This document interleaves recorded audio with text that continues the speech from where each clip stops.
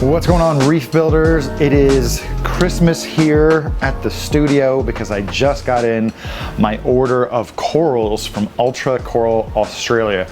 As you guys know, we just had Reef Stock Australia in Sydney in early August, and while I was there, went and visited some friends, and my friends in Australia happened to be coral people, and one of those was Nick and Ivy Dos Santos, and I was at their facility right when they got in a big order of corals that they collected themselves, and this was really cool because I was able to cherry pick some real oddball corals, some branching Leptoserus, yellow bowerbanki, an absolutely insane chalice coral. But I really wanted to share these corals with you guys before they went out into all the tanks. They were just kind of hard to keep track of. So I did something a little bit different. These corals have actually been in here for one day with some circulation, with some aeration, and they've been allowed to kind of settle in and open up so you can get the best look possible. And just kind of mix things up, I decided to try my hand at showing you these corals under mostly blue lighting. So I hope you guys really enjoyed just kind of a sneak peek at some cherry picked corals from Australia. There's some real oddballs, some truly rare corals in there, so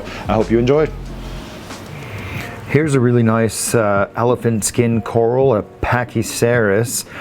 This is one of the most common corals that you'll see on wild reefs.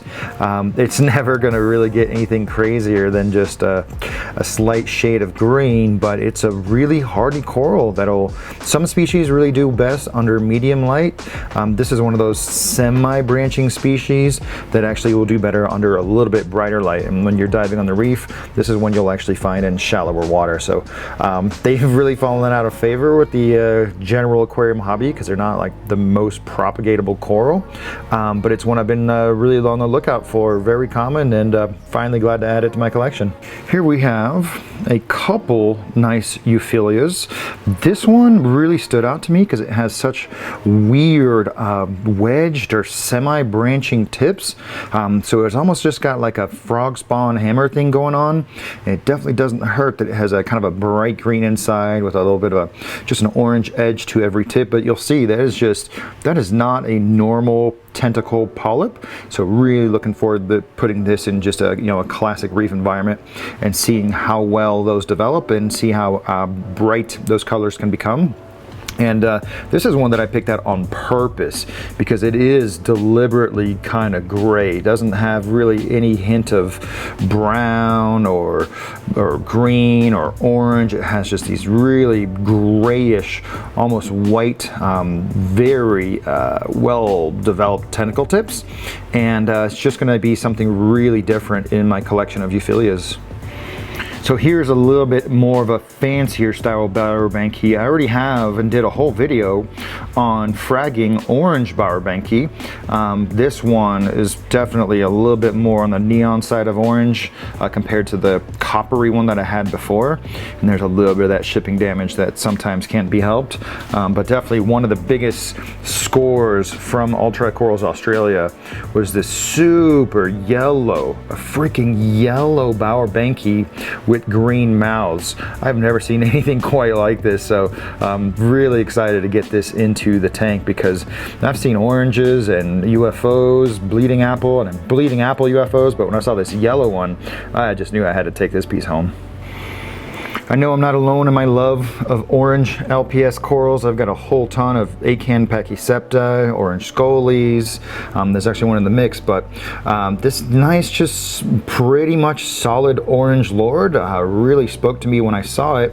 And then on the flip side, something a little bit more detailed is going to be this kind of pink, mostly pink lord with some nice light baby blue-green stripes and just a bright yellow mouth. So one thing I definitely saw on this specimen is right here is a dotted line right there where I can cut off those few polyps from the main colony, and then I'll have one main piece to put in the tank and another piece for safekeeping.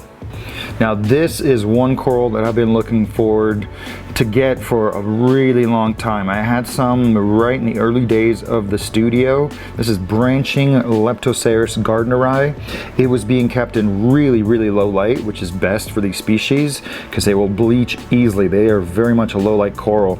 But I have every expectation that when I put this guy in some moderate lighting, just a little bit more than enough to keep it alive, it's going to develop some really nice green coloration with some brighter stripings there. But if you're a fan of Leptoserus, these are they're not rare in the wild. They're just not being collected for the aquarium hobby because they grow slow and they don't propagate and just encrust like a typical Leptoserus. Now, I already have a few different versions of some cool branching Samakoras. This one's a little bit more on the coppery side with a little bit of green accents and highlights. So I've seen some branching green Samakora that just is kind of pale brown with some light green tips, but I'm hoping that this coppery one will develop a lot more red coloration with the green tips, and then this one is undeniably nice and orange with a little bit more of the green margin. You can see that around the edges. These guys were just kind of hidden away in some really low light. Again, better than being kept under too much light. And then something that was really cool is this Leptoserus right here. I'm not super sure on the species. It could be Leptoserus tubulifera. You can see it's like starting to make some of those branches. It won't branch fully, but if it's tubulifera, those pseudo branches will develop into tubes. So not exactly sure if that's the species, but it's still a really cool strain to go along with the Leptoserus gardneri. And then my wife Windsor picked out this really nice Moslea here. Again, not a show-stopping piece, but it's got a really nice degree of kind of the orange striping there around the rims in between the coralites. And you know, I've really been in love with Pectinia lately, and this one was just so bold, contrasty, bright green, dark black, and then just a really nice small bright yellow mouth in there to complement the whole setup. Now, I think normally no one would really pick up a half-dead Cycloceras orange disc coral like this one right here, but as you can see, this specimen already has been growing a daughter polyp right there on the side, and it actually had a lot more baby polyps when I first picked it out. I think some of those either broke off or suffered in transit, but you can still see some hints of kind of like new polyps and coralites coming back here in between the septa. So I'm really hoping this will turn into kind of an orange Cycloceras giving tree and start spawning a lot more little baby Cycloceras, because that'd be a cool way to get a bunch. This is one of those orange Australian Scolies that's got its own kind of coppery thing going on. You've seen these around before. They're not like the same neon orange as you'll see in some strains of Australian Scolies, such as this one. But I already have one, and it's just really nice to get a little bit more diversity within the species. And this was another one of like the real gems of the haul from Ultra Corals. I've always had a soft spot for Scolies that either have some orange or have a colored oral disc. So this one is you know, mostly green and red with you know, a little bit more of a subtle yellow mouth, but really awesome specimen. And this one's really cool because at Ultra Corals Australia, and probably a lot of other collectors, you know, not every single piece comes back to their shop in perfect condition. So this is one they had for I think half a year, just kind of broke in handling, but it's got a nice bright yellow mouth, and it's got a lot of orange coloration. You know, it looks like it suffered just a little bit right there in the oral disc in transit, but if this thing was able to survive being basically broken in half and put into a tank and regrew, I have every expectation that it's going to do really well. This is another sneaker one that I picked up on purpose because it's got a lot of man, we know we don't really have a description for these, but it's just got some really nice red on black potential with a brighter mouth. Again, it suffered a little bit in transit on the sides right there, but as long as the mouth is intact, I think it's going to be great. And I know that this coral right here looks like a typical disc coral, but this is actually an oddball species, an actually rare species I've written about before on Reef Builders. This is not a Cycloceras, this is not a Fungia, this is Cantharellus. And you can kind of tell from the thicker septa, but when you hold it, it feels like a really heavy rock, a lot more like a stone. And in the nature, you usually find these encrusting on rocks instead of free living, and that's part of the reason that they're a lot more rare in the aquarium hobby. But if I zoom in, you can see that the septas, they're not really that straight. They start meandering a little bit and forming some X sections with some other mouths. So this will be a nice coral to kind of put at an angle somewhere, and maybe even glue to a reef wall. I know right now that endophilias are having a moment, and when people look at cinerinas, they're almost always looking for the red variety, but this is actually a unique strain that comes out of the Great Barrier Reef that really has nice big vesicles, a little bit of that tiger striping right there on the mouth and in between the vesicles. But when the vesicles are fully inflated and at their most transparent, it actually has a yellow inside. So you've seen these yellow, orange, green, and red. So this is a really nice jumbo specimen with the yellow septa. Here's a little something for the shroom lovers. You guys will be familiar with the interstellar style Discosoma shrooms.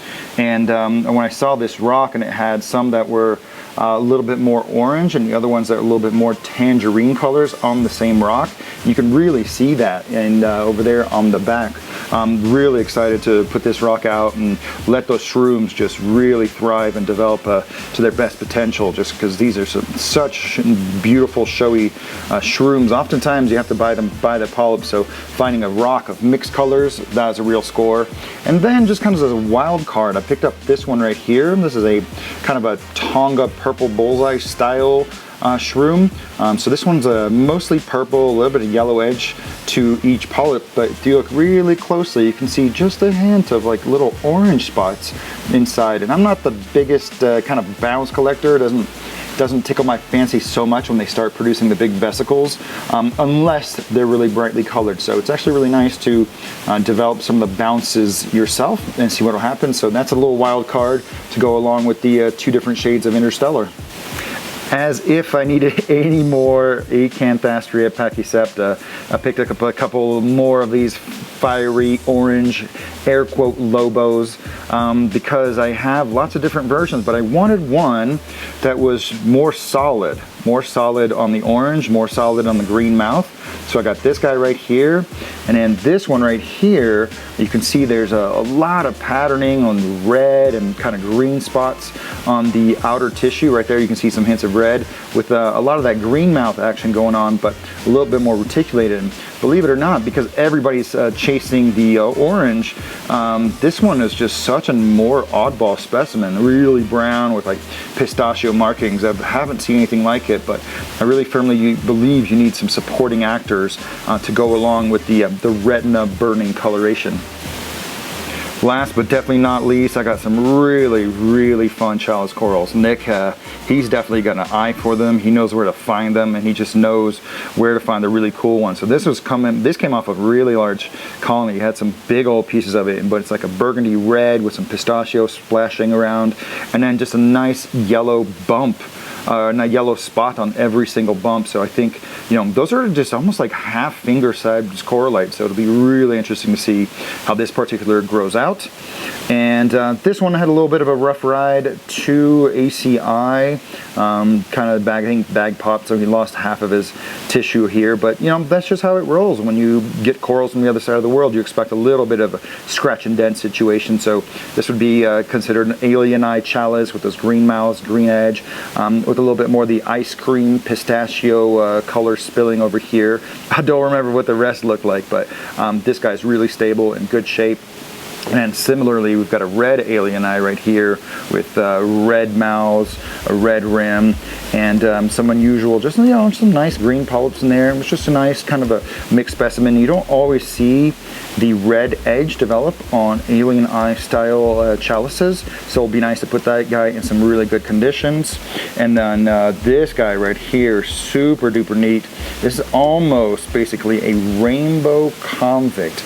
So I know you can't see the nuance of colors in this guy right here. Looks mostly like a light green, but up there in the top right, you can see a little bit of the red striping. So I'm really confident that when this guy is really well settled in, he's going to have a cornucopia of colors. And then a completely different coral that I wrote about on Reef Builders, I think a couple weeks ago. This is not a typical chalice coral. This is Echinomorpha. You can see it's got that big, thick central corallite. It can develop some other polyps or corallites to the colony, but they'll be really spread out, and you can see the bumps are just really, really well accented. This one's got a lot of pink, gold, baby blue going on. A really awesome piece, and you know, definitely the pièce de résistance is going to be this multicolor, rainbow, bleeding, melting pot, acid trip chalice, whatever you want to call it.